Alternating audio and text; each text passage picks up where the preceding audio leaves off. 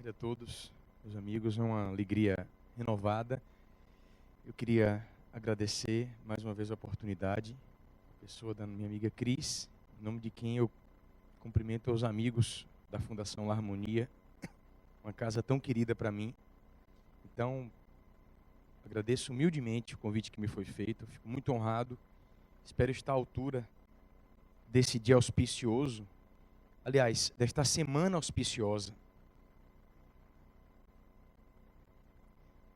Meu mestre Paramahansa Yogananda costumava dizer que as datas comemorativas especiais, aquelas datas em que reverenciamos grandes santos, seres autorrealizados, datas de natalício ou de martírio, são momentos auspiciosos, não só na terra. É preciso que nós compreendamos que esses momentos são momentos que vão muito além do mero convívio social, porque nesses momentos o alto também se encontra em comemoração astral. Claro que numa perspectiva muito mais profunda, mas nessas datas comemorativas, as nossas próprias preces se tornam mais receptivas, porque a vibração se torna mais fluídica. E esta semana é uma semana auspiciosa. Não é só uma data auspiciosa pelo dia de São Francisco de Assis, que por si só já justificaria a luminosidade da semana, mas como eu creio que coincidências não existem, esta semana marca um ciclo. No dia 26 de setembro, sábado passado, comemorou-se o Mahasamadhi de Lahiri Mahashai. Lahiri Mahashai foi um dos grandes mestres autorrealizados da humanidade. Lahiri Mahashai, assim como outros inúmeros santos que passaram pela terra, se tornaram desconhecidos para muitos, que não é o caso dele, por conta da obra de Yogananda, que divulgou a vida de Lahiri Mahashai, 50 anos depois do seu Mahasamadhi, que foi o seu desligamento do corpo.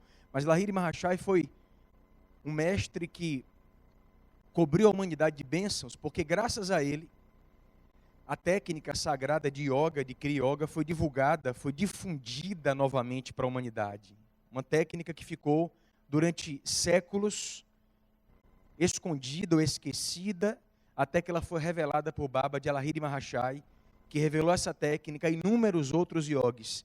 Em verdade, a vida de nosso Mestre Jesus, ela é por nós ocidentais conhecida do 0 aos 12 anos de idade, dos 30 aos 33. Dos 12 aos 30 anos, muito pouco se lê sobre a vida do Mestre. Existem indícios, elementos históricos muito contundentes de que o nosso Mestre teria peregrinado. Ele teria peregrinado ingressando a Ásia adentro. Há um templo na Índia que descreve em uma de suas paredes, um templo milenar, a chegada de um jovem cuja descrição é a descrição de Jesus Cristo. Conta-se que quando os sacerdotes o viram, presenciaram ali um avatar, a encarnação divina. É descrito na parede de um dos templos na Índia. No dia 26 de setembro é marcado o Mahasamadhi do mestre Lahiri Mahashai. Mahasamadhi significa o grande êxtase, o desligamento consciente do corpo. Porque os grandes avatares, os grandes seres, sabem o dia da sua partida como o mestre Jesus sabia e disse. Ele disse como seria traído. Ele já sabia o histórico do drama humano que ele precisaria viver para nos dar o grande significado de sua vida. Da mesma forma, Lahiri Mahashai sabia o seu dia. Isso foi documentado, inclusive, a fonte mais segura é a autobiografia de um yogi de Paramahansa Yogananda, mas quem tiver interesse até buscar outras fontes, vai ler. Que diante de inúmeros discípulos, após passar parte do dia ensinando, comentando o Gita, a Bíblia Sagrada Indiana, ele chegou para os seus discípulos e disse: é hora de eu partir, retorno para casa agora. Os discípulos entenderam a mensagem e começaram a chorar. Ele diz: não chore, eu retorno para casa agora. Seguindo um ritual antigo dos grandes iogues, ele deu 3 voltas por sobre o corpo, sentou em posição de lótus e entrou em Mahasamadhi, o desligamento consciente do seu corpo. O dia 26 de setembro marca essa data crística. Dia 30 de setembro comemorou-se, quarta-feira, o natalício de Lahiri Mahashai.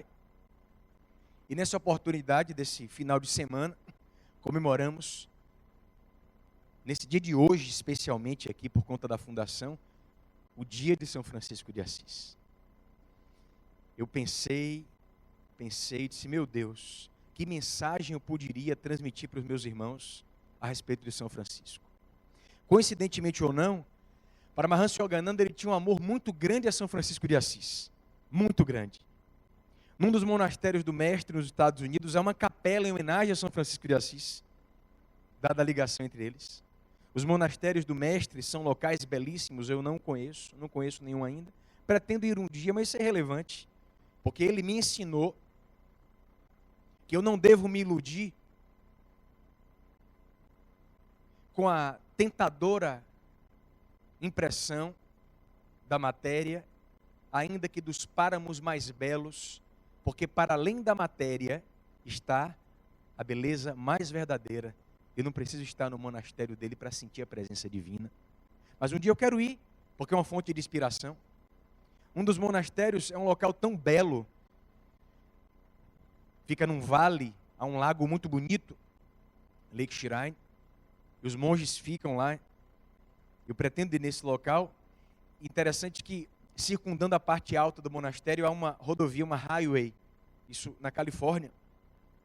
E há muitas décadas, 2 jovens desciam de carro, acho que narrei isso aqui, eles perderam o controle do carro, desceram vale abaixo, capotaram o carro e caíram nesse local paradisíaco do monastério do mestre Paramahansa Yogananda. Não morreram, graças a Deus. Os monges, ouvindo o som do carro em queda, foram lá acodi-los. Eles, atordoados, saíram do veículo. Difícil foi convencê-los que eles não haviam morrido. Porque quando eles acordaram e viram aquele local, e monges, imagine, você sofre acidente de carro, para num local belíssimo e abre os olhos e vê os monges naquela veste laranja, se morri. Quer dizer, enfim, né? O fato é que, graças a Deus, não tiveram nada. E num dos monastérios do mestre, uma capela em homenagem a São Francisco de Assis. A vida dos grandes avatares traduziram a verdade divina. O Senhor Krishna afirmou há muitos séculos uma verdade imortal, como todas ditas por ele, que todas as vezes que a virtude declina e o mal ameaça dominar a humanidade, a própria divindade desce. Eu digo a própria divindade me referindo a um único Deus, porque não há 2 deuses. O Senhor Jesus é uma encarnação divina. O Senhor Buda é uma encarnação divina. O Senhor Krishna e tantos outros grandes seres. E há aqueles que se tornaram deuses, porque é dito na Sagrada Escritura: vós sois deuses. É preciso interpretarmos isso com muita inteligência. Nós somos feitos à imagem de Deus, e as pessoas discutem como deve ser Deus. Moreno, branco, negro, asiático. Não, entenda, nós somos feitos à sua imagem e semelhança.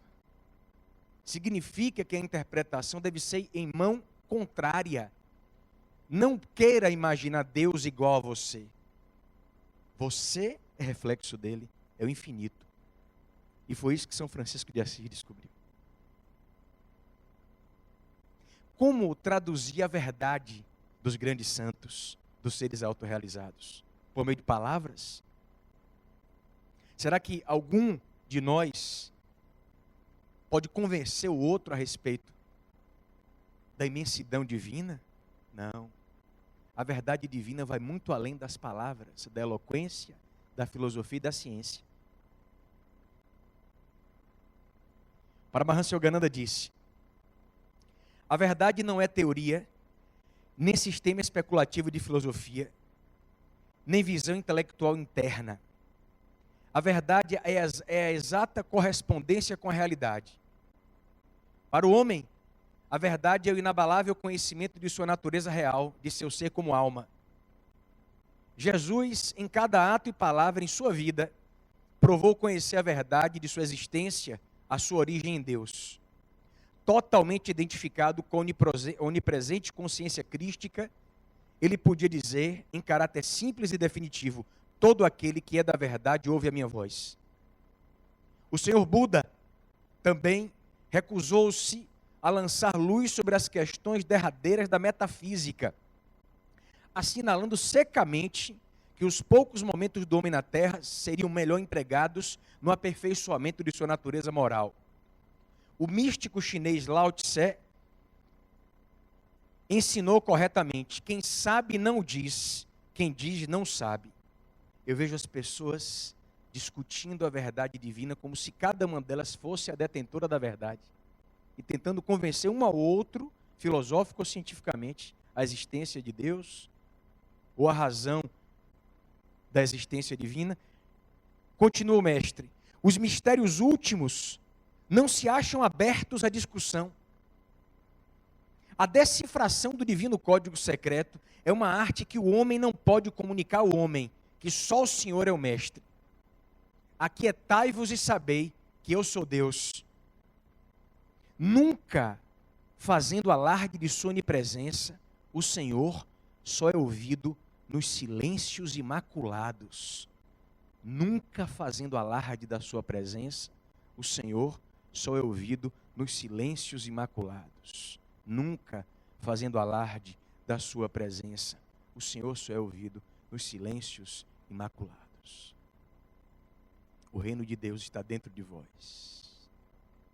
Não no som doloroso da inquietude, do descontrole mental, da dúvida, da dor, do sofrimento que assola todos nós nessa ilusão cósmica tão arraigada, porque nós nos identificamos com o corpo.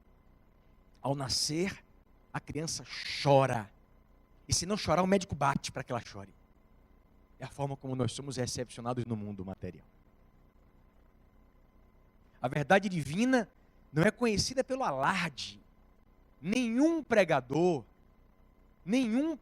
os grandes avatares pregaram, mas as suas pregações não têm a extensão das suas vidas.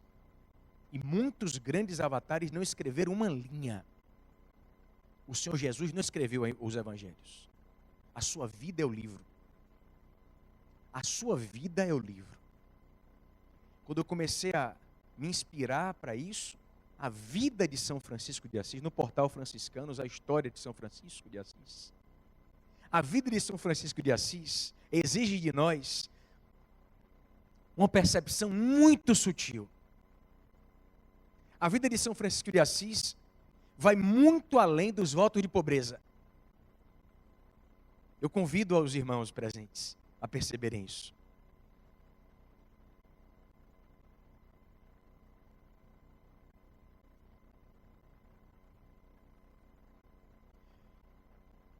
Francisco nasceu entre 1181 e 1182, na cidade de Assis, na Itália.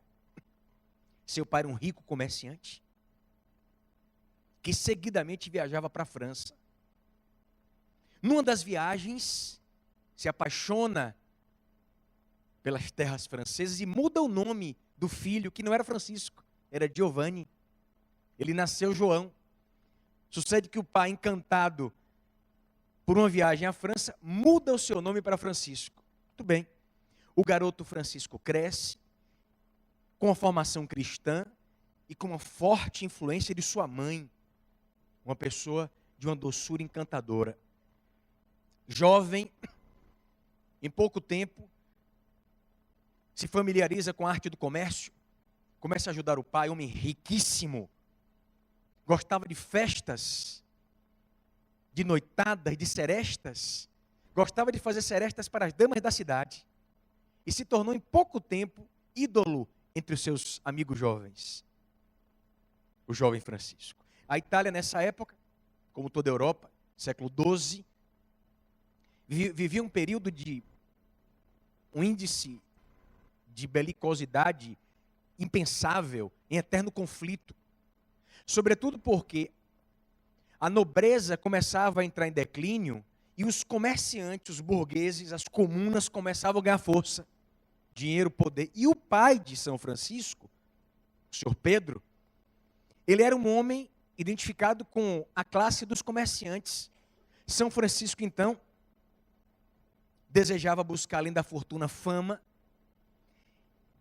como todo jovem na época, e buscava, inclusive, o título de nobreza. Resolve, então, se alistar, incentivado pelo pai, e partiu para uma guerra contra os senhores feudais de uma cidade vizinha, cidade de Perúzia, que declarou guerra à sua comuna. Ele vai para a guerra, ele é preso e fica durante 1 ano numa prisão, nas piores condições possíveis. Inverno rigorosíssimo. 1 ano depois, ele é libertado. Libertado, ele volta para sua família.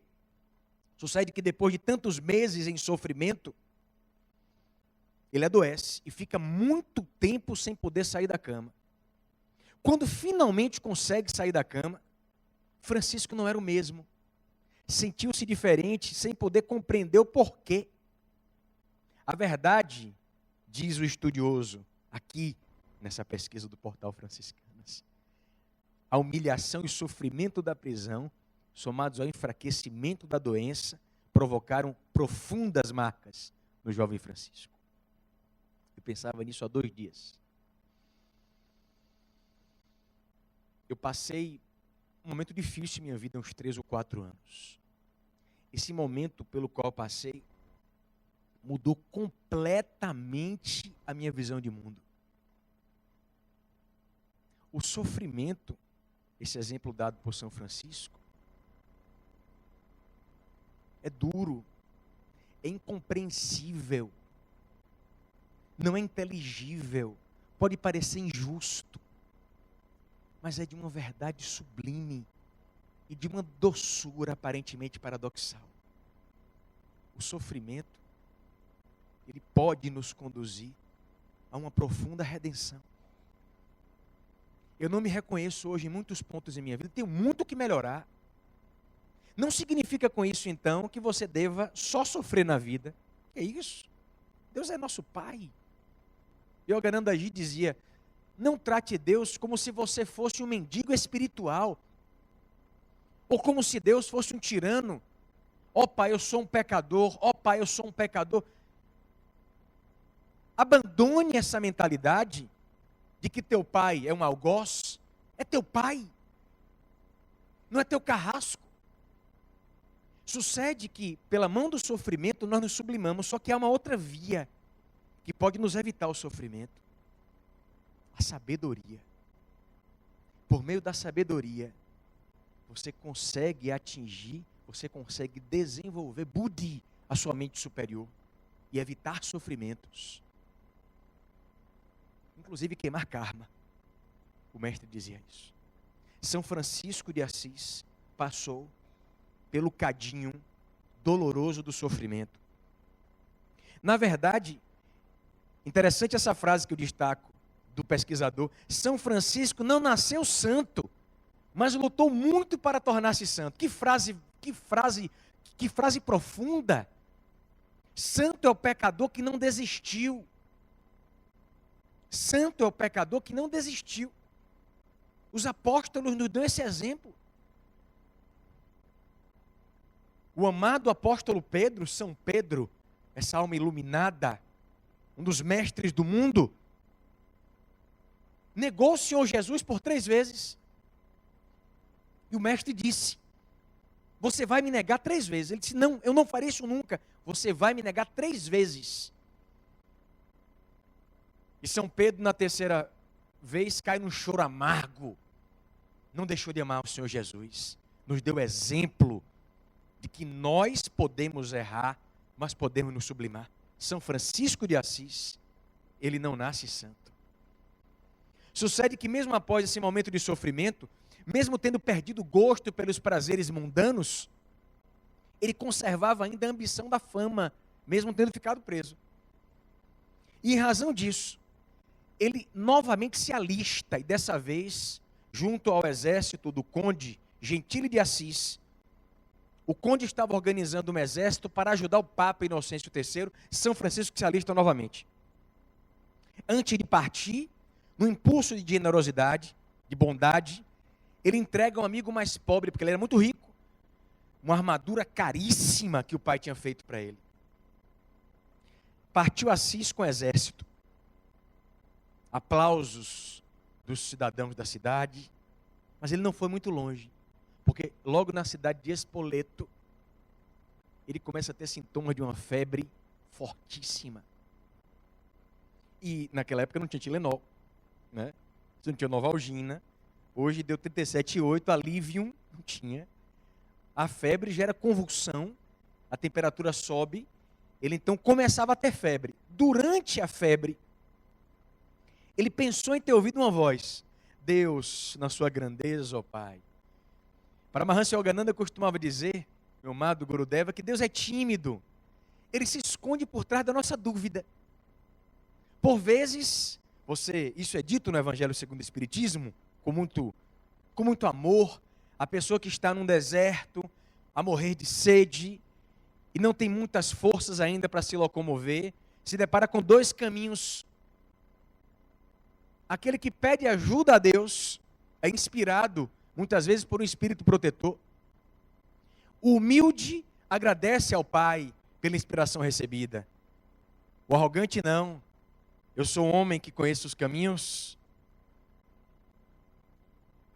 Então, essa postura é muito importante na percepção divina. São Francisco ouve uma voz. Deus se esconde por trás da febre. Era o Pai Celestial dizendo a ele: Francisco, o que é mais importante?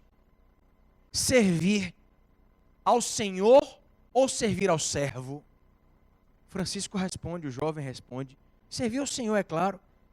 Então por que te alistas nas fileiras do servo? Senhor, o que queres que eu faça? Retorna a Assis que vou lhe dizer. Retornando a Assis, ele começa uma longa busca e espera. O que é que Deus quer de mim? O que é que Ele quer que eu faça? Para tentar desvendar os desígnios, veja a sabedoria dele. Ele começa a se recolher na meditação, porque a meditação é o caminho direto que leva a Deus. A meditação é o caminho direto que leva a Deus. É preciso que você veja a imensa bondade do Pai de permitir que espíritos de luz, guias e protetores, nos conduzam a Ele. Mas tenha certeza de que os mentores espirituais dessa casa, e falo isso com muito respeito, ficarão soberanamente felizes quando perceberem que vocês, que nós, deixamos de ser bebês e já caminhamos para Deus com as nossas próprias pernas. Há muitos anos, Siri Dayamata, que foi uma das grandes discípulas de Paramahansa Yogananda, foi presidente da SELF, entidade sem fins lucrativos, fundada pelo mestre em 1920, por mais de 50 anos. Amada Dayamata, a mãe de compaixão.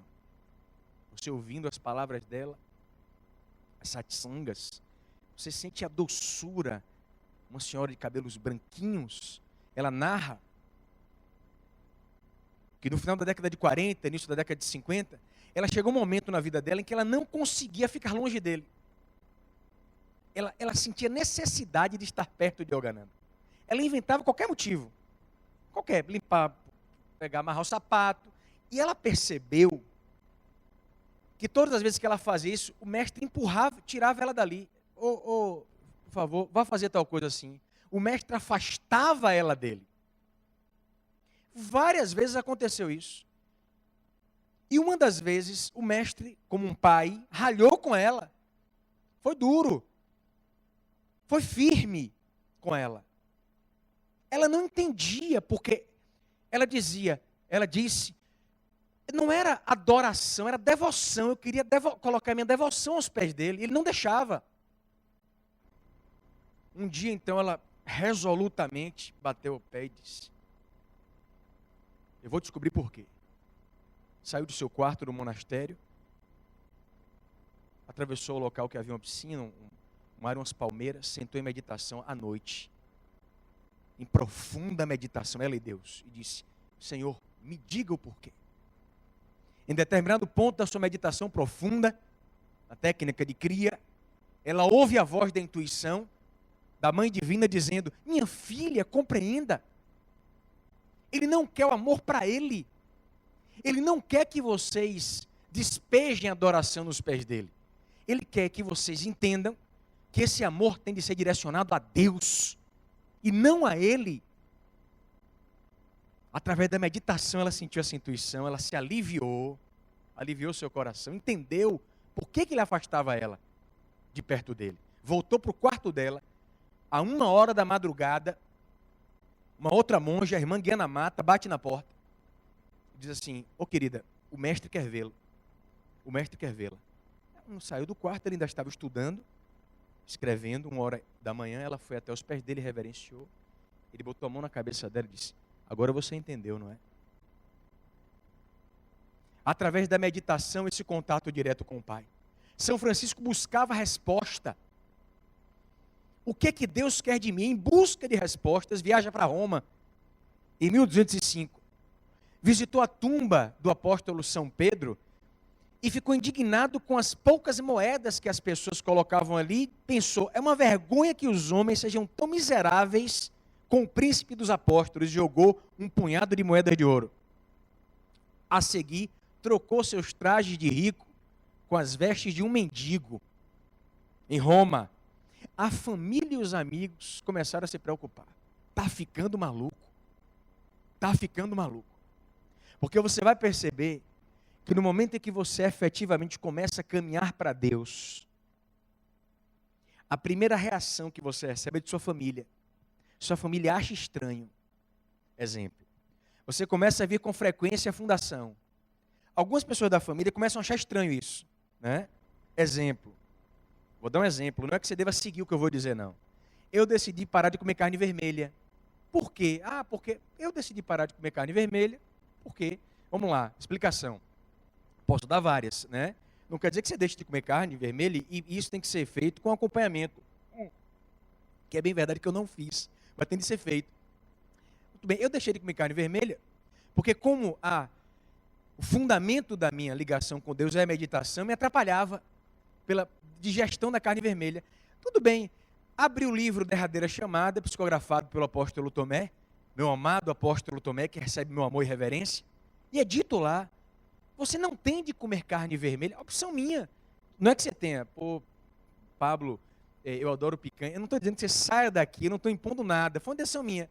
Primeira resistência que eu recebo é de meus pais. Impressionante isso.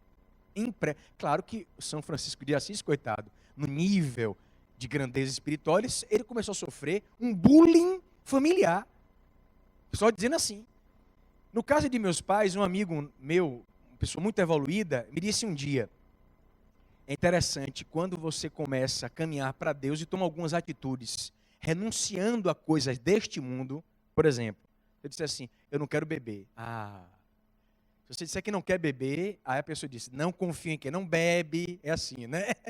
Se não beber fica chato, é uma série de... Quando você renuncia a coisas desse mundo, você começa a sofrer uma espécie de bullying. E é interessante, disse esse amigo meu, que se eu renunciasse, por exemplo, deixei de comer carne vermelha, eu parei de beber, porque vou para as Olimpíadas, todo mundo entendia, me apoiava até o fim, né?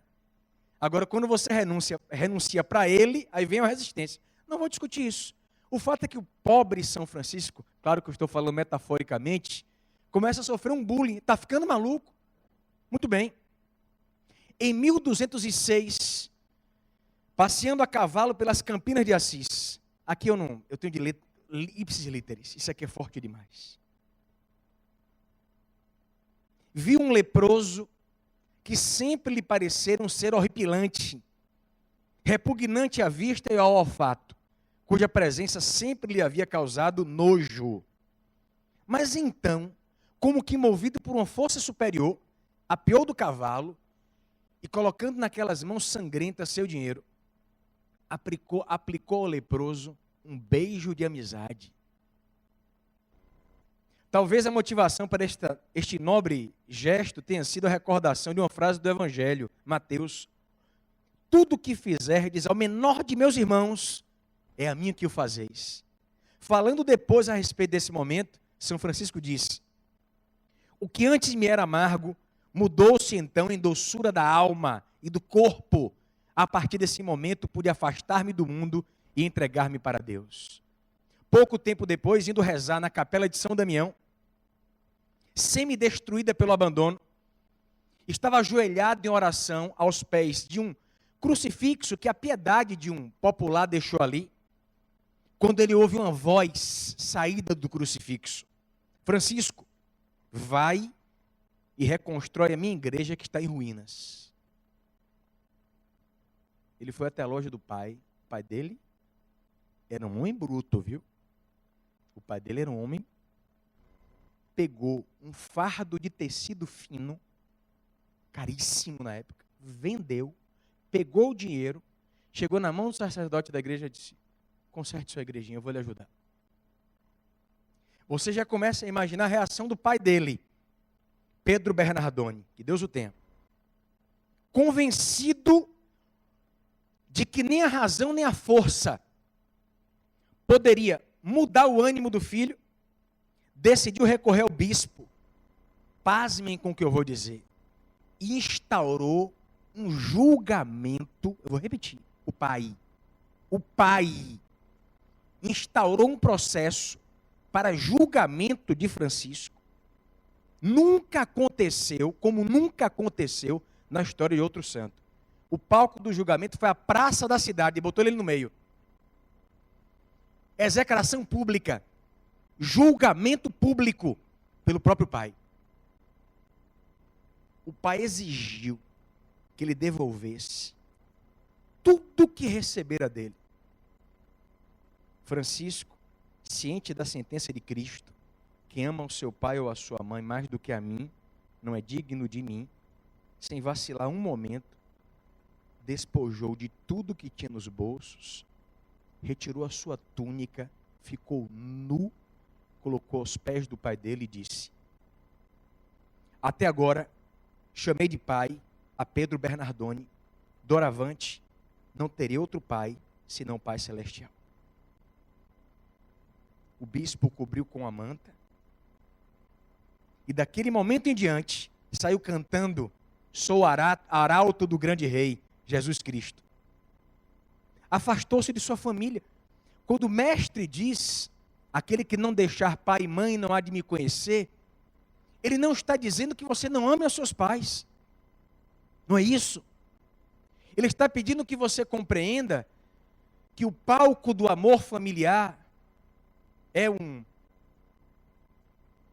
oportunidade que a benevolência divina nos dá, de na transitoriedade da nossa infinitesimal vida terrena, possamos perceber que por trás daquele amor está um amor muito maior.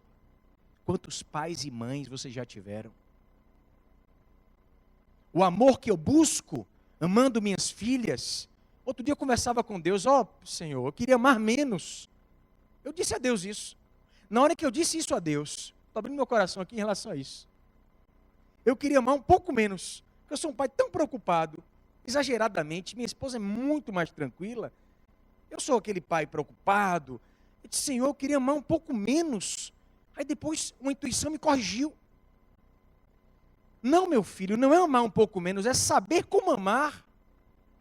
Não é a intensidade do amor, é a forma de amor. O amor com desapego, o amor consciente que por trás daquele amor há um amor muito mais profundo por Ele, Senhor, por Ele. Foi o que São Francisco percebeu quando colocou aos pés do seu Pai encarnado tudo o que ele tinha. E disse: a partir de hoje, o único Pai é o Pai Celestial em minha vida. De muitos recebeu zombaria e desprezo, muitos, mas continuou firme em sua pregação. Firme em sua pregação. E começou a angariar devotos sinceros, pregando a sua palavra. Foi recebido pelo Papa, que reconheceu nele a divindade. Veja que época. O Papa abençoou o projeto de vida daquele jovem. E São Francisco de Assis, em 1224, entre 15 de agosto e 29 de setembro, com Frei Leão e Frei Rufino, passam no Alverne, preparando-se com uma quaresma de oração e jejum para a festa de São Miguel. Em setembro, tem a visão do serafim alado e recebe os estigmas. Seu estado de saúde piora muito a partir desse ano. Era final de agosto de 1226. Pede então para ser levado à Porciúncula. Chegando à planície, lança sua bênção por sobre Assis.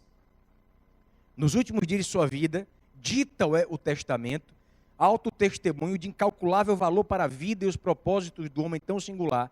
E no dia 3 de outubro, à tarde, Francisco morre cantando Mortem Suscepti. São Francisco de Assis, coberto de chagas no corpo, carcomido pela enfermidade física, morre cantando. Que felicidade é essa, Senhor? Eu quero ter também. Todos nós aqui. Há dois instintos muito fortes nos seres humanos: a autopreservação e a busca da felicidade. O que é que ele viu que nós não vimos? Ele viu a verdade mais pura, a alegria sempre nova, a luz imperecível, e partiu cantando. Pare e pergunte: o que foi significativo na vida dele? A renúncia à matéria, aos bens materiais, isso tem significado, claro. A túnica, as moedas, os bens materiais. Sucede que nós precisamos ter a sensibilidade para perceber que a renúncia de São Francisco de Assis foi muito mais profunda. Não foi a renúncia externa, foi a renúncia interna. Ele renunciou internamente à fama, à riqueza, à luxúria, ao poder, e renunciando internamente, que é a renúncia mais difícil. A renúncia mais difícil é essa. Ele encontrou a verdade mais profunda. Ó Deus, que tenhamos a sensibilidade para conseguirmos, em nossa vida, traduzir o exemplo crístico de São Francisco de Assis. Que nós possamos perceber, Pai, dentro das nossas limitações humanas e terrenas, que a vossa luz é a única que cobre todas as nossas necessidades. Que saibamos a verdade que nos foi eternizada pelo rei Salomão, quando indagado por Deus: o que queres? Honra, fama, poder. Ele disse: nada disso, quero ser um rei justo. E Deus lhe disse: como vós pedistes isso, terá justiça divina, estarei ao teu lado, e terás tudo mais o que não pediu. Mas em verdade, quando nós pedimos a Deus, quando nós verdadeiramente queremos a Deus, quando nós recebemos a Deus, não queremos mais nada. Permita, Senhor, que esse dia de percepção divina chegue a cada um de nós. Muito obrigado, meus irmãos.